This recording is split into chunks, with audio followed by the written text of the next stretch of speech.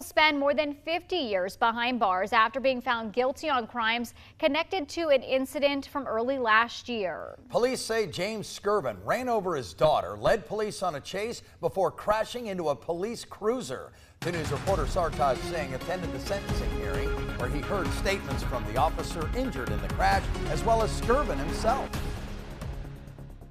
For James Skirvin, it was a sentence of 58 years to 63.5 years in a case that dates all the way back to January of 2024 to today, where the case is now closed. Police say Skirvin ran over his daughter with his truck early last year at Voyager Village. After the incident, Skirvin led police on a chase on US 35 while holding a gun. He came to a stop when he crashed into a Trotwood police cruiser with an officer in it. Anyone who has ever worked with Officer Richardson knows that he loved being a police officer and loved going to work every day. Michael Richardson was that officer in the vehicle. A statement he prepared was read on his behalf in court, where he addressed the damage Skirvin caused him beyond his physical injuries. He has lost not only his career, but also his sense of purpose and identity that came with serving his community in uniform. What once gave his life structure, meaning, and pride has been taken from him.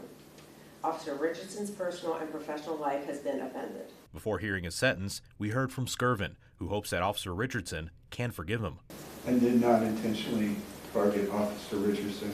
I understand what he's going through more than he may know, and I hope that someday he can forgive me, not for me, but for himself, so that he can move forward. I apologize deeply to him and his family and anybody else who was injured that day.